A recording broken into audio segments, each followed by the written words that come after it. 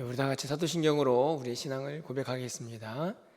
전능하사 천지를 만드신 하나님 아버지를 내가 믿사오며 그 외아들 우리 주 예수 그리스도를 믿사오니 이는 성령으로 잉태하사 동정녀 마리아에게 나시고 본디오 빌라도에게 고난을 받으사 십자가에 못 박혀 죽으시고 장사한 지 사흘 만에 죽은 자 가운데에서 다시 살아나시며 하늘에 오르사 전능하신 하나님 우편에 앉아 계시다가 저리로서 산 자와 죽은 자를 심판하러 오시리라. 성령을 믿사오며 거룩한 공예와 성도가 서로 교통하는 것과 죄를 사하여 주시는 것과 몸이 다시 사는 것과 영원히 사는 것을 믿사옵나이다. 아멘. 우리 찬송가 366장입니다. 어두운 내 눈 밝히사 찬양드립니다. 366장입니다.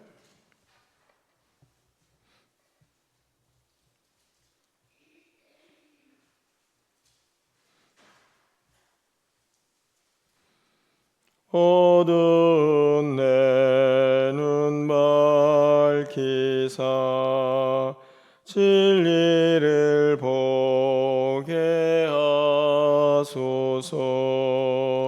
진리의 열쇠 내게 주사 참빛을 찾게 하소서. 깊으신 뜻을 알고자 엎드려 기다리오니 내 눈을 뜨게 하소서. 성령이여 막혀진 내 귀 여시사 주님의 귀한 음성을 이 귀로 밝히 들을 때에 내 기쁨 한량 없겠네. 깊으신 뜻을 알고자 엎드려 기다리오니 내 귀를 열어주소서. 성령이여 봉해진 내 입 여시사 복음을 널리 전하고 차가운 내 맘 녹여주사 사랑을 하게 하소서. 깊으신 뜻을 알고자 엎드려 기다리오니 내 입을 열어주소서.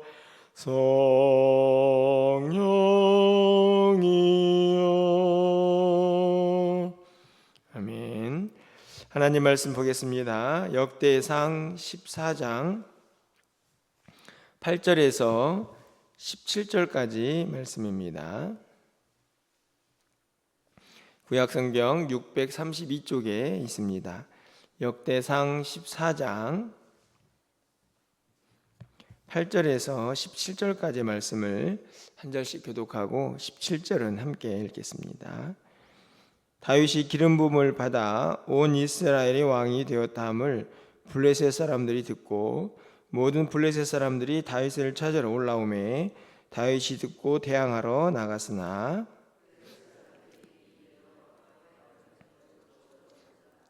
다윗이 하나님께 물어 이르되 내가 이 블레셋 사람들을 치러 올라가리까 주께서 그들을 내 손에 넘기시겠나이까 하니 여호와께서 그에게 이르시되 올라가라 내가 그들을 내 손에 넘기리라 하신지라.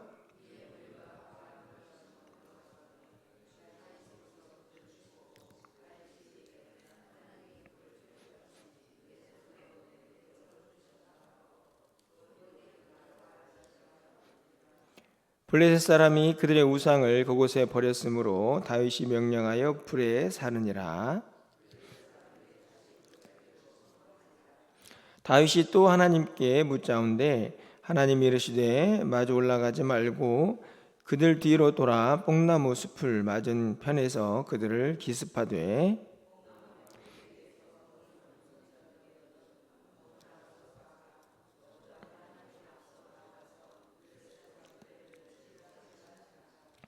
이에 다윗이 하나님의 명령대로 행하여 블레셋 사람들의 군대를 쳐서 기브온에서부터 게셀까지 이르렀더니 다윗의 명성이 온 세상에 퍼졌고 여호와께서 모든 이방 민족으로 그를 두려워하게 하셨더라.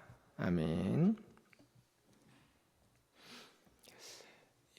계속 역대상을 통해서 다윗의 이야기를 우리가 살펴보고 있습니다.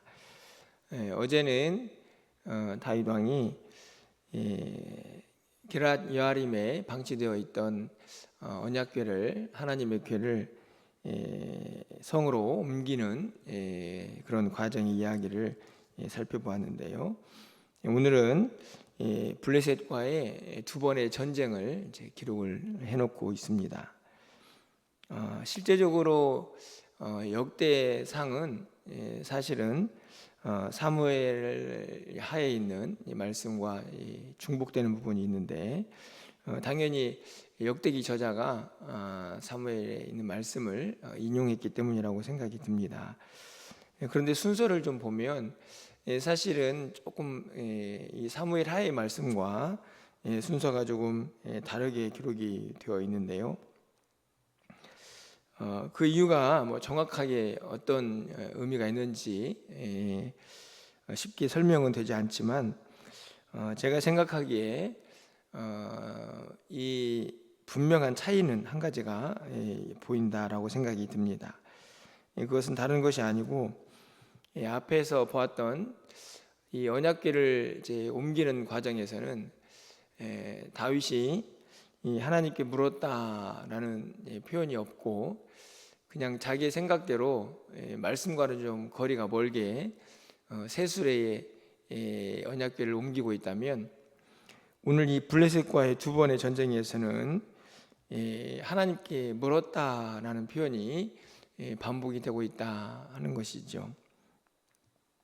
내일 한 번 더 이제 언약궤를 옮기는 장면이 기록이 되어 있는데 그 사이에서 다윗이 어떻게 보면은 언약궤를 옮기는 그 중요한 일에서 실패했다라고 볼 수 있는 그 모습을 아니다 하나님께 묻는 그 하나님께 기도하는 모습에서 실패했다 하나님의 뜻을 구하는 그의 삶에서 실패했다라고 마치 교훈하고 있는 것처럼 오늘 블레셋과의 두 번의 전쟁에서는 다윗은 계속해서 하나님께 묻고 있는 것을 우리가 발견하게 됩니다.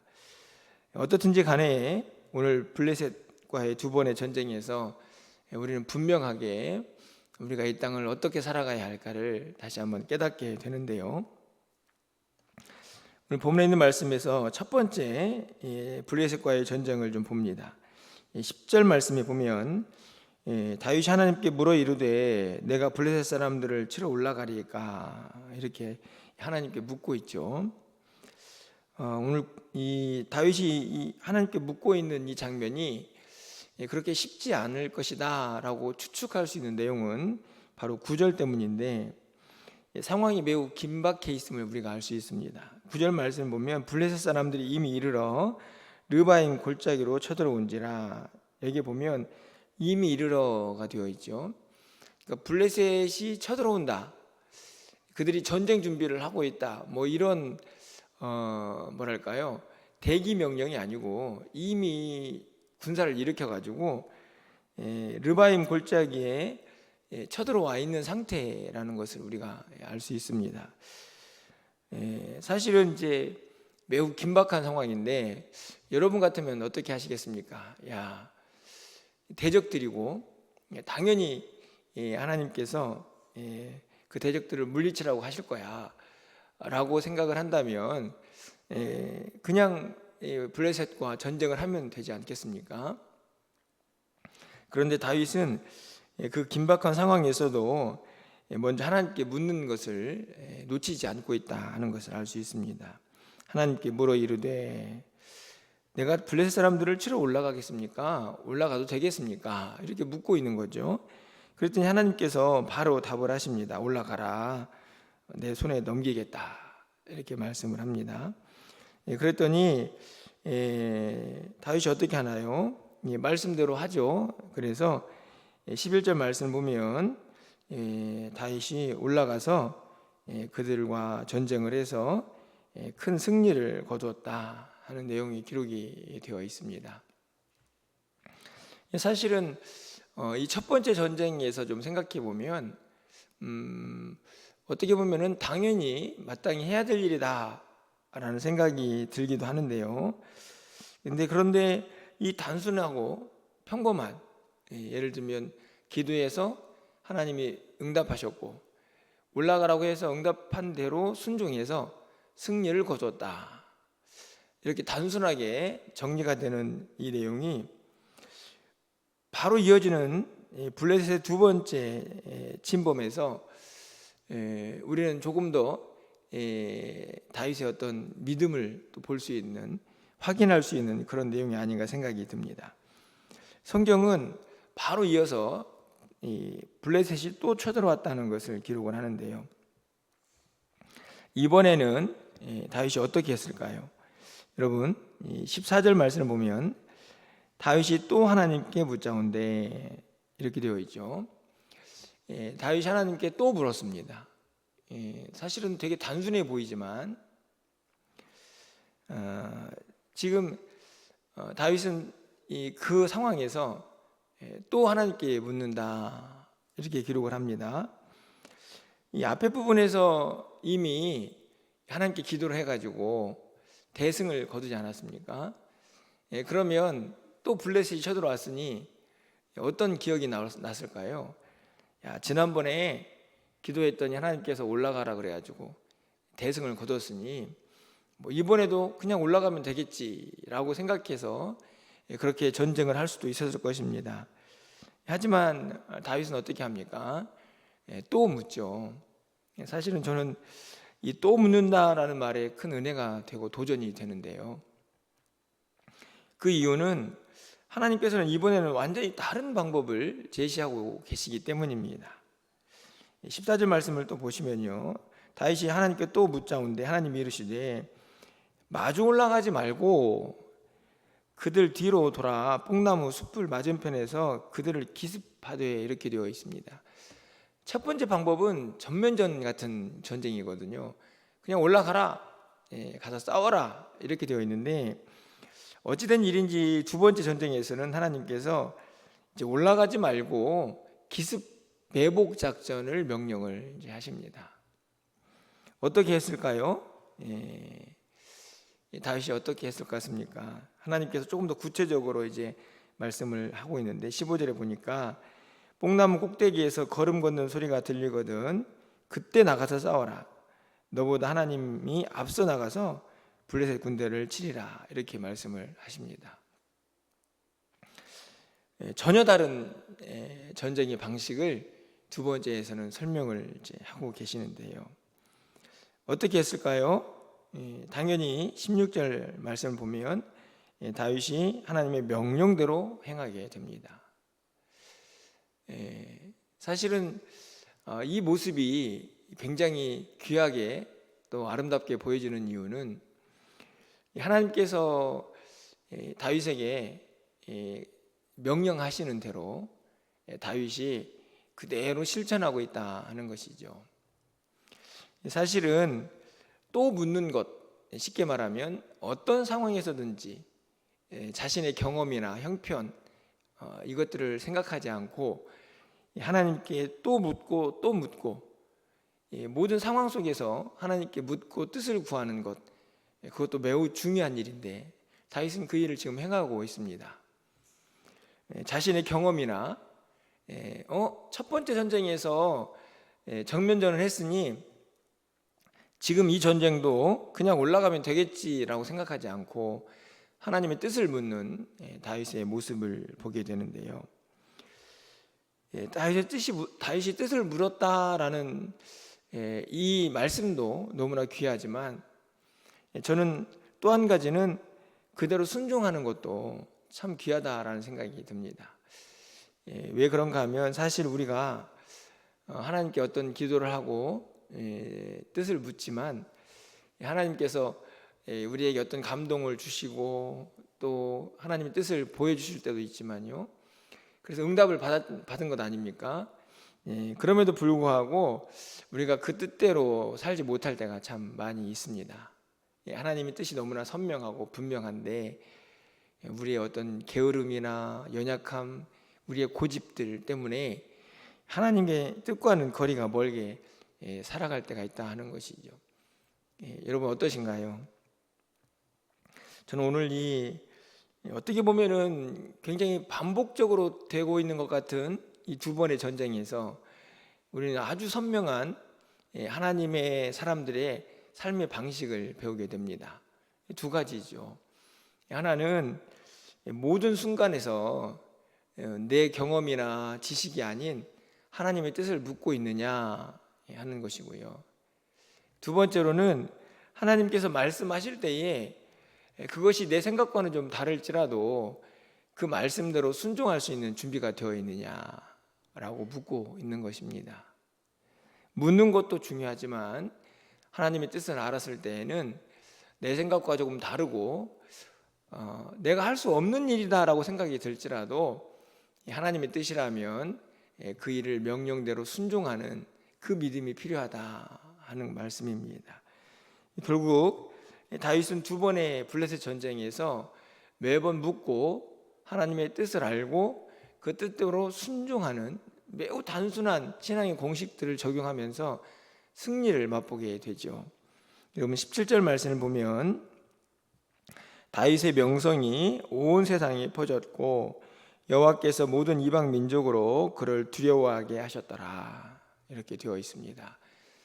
이름만 이제 퍼진 게 아니고 다윗이 왕이 되어서 어떻게 보면은 이제 통치하는 그 모든 상황 속에서 힘을 얻게 되는 이제 앞으로의 어떤 통치 기간에 하나님의 은혜가 또 얼마나 든든하게 이 다윗과 함께 하게 될 것인가를 암시하는 그런 구절로 기록이 됩니다. 모든 이방 민족이 그를 두려워했다, 이렇게 기록이 되어 있는데 잘 보시면 하나님께서 두려워하게 하셨다, 이렇게 기록을 합니다. 하나님이 하고 계시는 거죠. 쉽게 말하면 기도에서 응답받고 말씀대로 순종한 다윗을 하나님께서 높이시고 계신다, 하나님께서 그와 함께하고 계시다는 사실을 온 이방 민족들이 알게 하고 계신 것을 우리가 깨닫게 됩니다. 단순히 두 번의 전쟁에서 승리한 게 끝이 아니고 궁극적으로는 다윗이 하나님과 함께하는 사람이구나, 하나님이 다윗 편에 계시구나 하는 사실을 모든 사람들이 알게 하는 놀라운 전쟁의 이야기가 기록되고 있는 것입니다. 생각해 보면 우리가 어제 살펴봤던 13장에서의 어떤 실패라고 할 수 있는 그 내용과는 너무 많이 다르지 않습니까? 야심차게 마음을 이제 결정을 해가지고 그렇게 새 수레에 언약궤를 싣고 막 이동하다가 우사가 죽고 결국에는 그 뜻을 이루지 못하고 언약궤가 오베데돔의 집에 머무는 그런 이야기가 13장에 있었는데, 오늘 14장에서는 다윗이 전혀 다른 모습으로 하나님과 함께 승리하는 모습을 기록을 하고 있습니다. 저는 그 가운데 다른 것이 있지 않고 하나님께 물었다. 저는 이 말씀이 가장 핵심이고, 또 말씀하신 대로 순종해서 큰 승리를 거두는 다윗의 이 모습이 또 우리에게 이 땅을 어떻게 살아야 할지를 분명하게 말씀하시는 하나님의 메시지다라고 생각이 듭니다. 오늘도 또 새로운 한 날을 살지 않습니까? 생각을 해보면 우리의 시간은 늘 새로운데 사실은 우리의 삶은 매우 반복적입니다. 그렇지 않으신가요? 물론 새로운 일도 발생을 하지만 여러분의 하루의 일과가 그렇게 크게 차이가 나지 않을 수도 있습니다. 하지만 중요한 것은 우리의 일상이 굉장히 반복적으로 계속된다고 할지라도 그 안에서 벌어지는 사건 속에서 우리는 또 물어야 한다 하는 사실을 잊어서는 안 된다는 말씀입니다. 이전에 그랬으니까 이렇게 하면 되겠지 라고 하는 내 경험이나 지식이 하나님의 뜻보다 먼저 앞서서는 안 된다 하는 사실을 여러분이 꼭 기억하셔서 오늘 우리도 다윗처럼 묻고 또 물어서 모든 순간순간이 하나님의 뜻대로 우리의 삶이 진행될 수 있는 은혜가 있기를 간절히 소망합니다. 오늘 한 날도 여러분 아침에 기도하시지 않습니까? 하나님, 오늘 하루 때가 또 어떤 모습으로 하나님의 뜻을 이루어 가야 할지 말씀하여 주시고 우리를 사용해 달라고 여러분 기도하시고, 또 하나님께서 어떤 마음의 결단을 주셨다면 순종으로 승리를 맛볼 수 있는 우리의 모든 시간들이 될 수 있기를 주님의 이름으로 간절히 축원합니다. 기도하겠습니다. 사랑의 하나님, 하나님께서 하나님의 뜻을 묻는 다윗에게 말씀하여 주셔서 두 번의 비슷해 보이는 전쟁이 궁극적으로 승리하고 있는 모습을 이 아침에 살펴보았습니다. 간절히 바라기는 우리의 삶에도 매 순간 반복되고 있는 이야기처럼 보여지지만 하나님께 매 순간 묻고 또 물어서 주의 뜻을 이루어갈 수 있는 우리 모두가 되게 하여 주시옵소서.